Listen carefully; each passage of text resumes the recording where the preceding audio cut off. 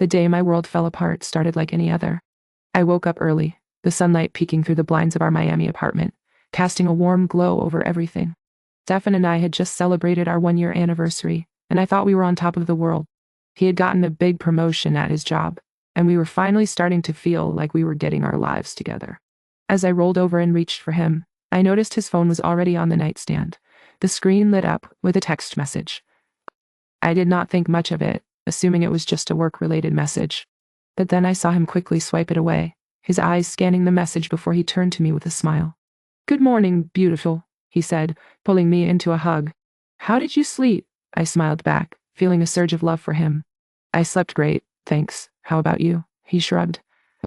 "I was up late, got some work stuff done." I nodded, snuggling into his chest. I had no reason not to believe him. He had been working long hours since his promotion, and I was proud of him for pushing himself. But looking back, there were signs I ignored. He would get angry when I touched his phone or laptop, telling me he needed his space. He would delete his text messages and browser history regularly, saying it was just a habit. And then there was the time he accused me of cheating out of nowhere, his eyes blazing with anger. I pushed those thoughts aside, telling myself I was being paranoid. I loved Stefan, and I trusted him. It was not until a few days later, when I was going through our shared bank account online, that I noticed something odd. There were transactions for expensive jewelry, thousands of dollars worth. I did not remember him buying me any jewelry, and I certainly did not have any new pieces. My heart started racing as I scrolled through the transactions. That's when I saw it, a receipt for a diamond necklace, $5,000. I had no idea what that was about. I felt a knot in my stomach as I tried to call him, but he did not answer. I left a message, trying to sound casual. "Hey, what's up with this necklace?" I did not get it, did I? He did not respond right away, and I was starting to get anxious. When he finally called me back, his voice was calm, reassuring. "Oh, that? I must have gotten it for you, and forgotten to give it to you. Don't worry about it. I'll give it to you soon." I believed him, or at least I wanted to. But the seed of doubt had been planted. The next day I was talking to his best friend, Alex, at a community event. Alex had always been a bit of a ladies' man, but I thought he was a good guy at heart. As we chatted, I mentioned Stefan's promotion and how proud I was of him. Alex's expression changed, and he looked around nervously before leaning in close. "Listen, I need to tell you something. I do not know if I should be saying this, but Stefan's been seeing someone." My world stopped. I felt like I had been punched in the gut. "What are you talking about?" I asked, trying to keep my voice steady. Alex hesitated, glancing around the room before focusing on me. "I do not know all the details, but I think it has been going on for a few months, since his promotion, actually." I felt like I was going to throw up.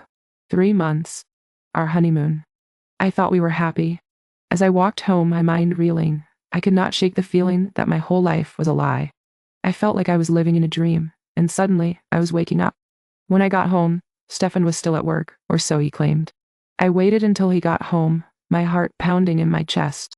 "Hey, how was your day?" he asked, giving me a kiss on the cheek. I looked at him, my eyes searching for any sign of guilt. "It was fine. How about you?" He shrugged. "It was busy. I had a meeting that ran late." I took a deep breath, deciding to let him catch himself in his own lies. "That's interesting. Because I was talking to Alex today, and he told me something that really surprised me." Stefan's expression changed, his eyes narrowing. "What did Alex say?" I smiled, a cold, calculated smile. "He told me you've been seeing someone for 3 months." The room fell silent. Stefan's face went white, and he looked like he had been punched in the gut. I do not know what you are talking about," he stuttered. But I just laughed, a bitter, angry sound. "Don't lie to me, Stefan. I know all about the jewelry, the secret bank account. I know everything." He looked at me, his eyes filled with fear and guilt. And in that moment, I knew I was done. I walked away from him, from our apartment, from our life together. I knew I had a long road ahead of me, but I was ready to take back control. My sister let me move in with her, and I started to pick up the pieces of my life. It was not easy, but I was determined to heal, to move on. As I looked back on our relationship, I realized that I had been living in a toxic environment. He had made me doubt my own memory and perception of events. But I was stronger now, and I knew I deserved better. I was going to rebuild my life, and I was going to make sure that no one ever made me feel like I was crazy again. I was going to rise from the ashes and I was going to be just fine.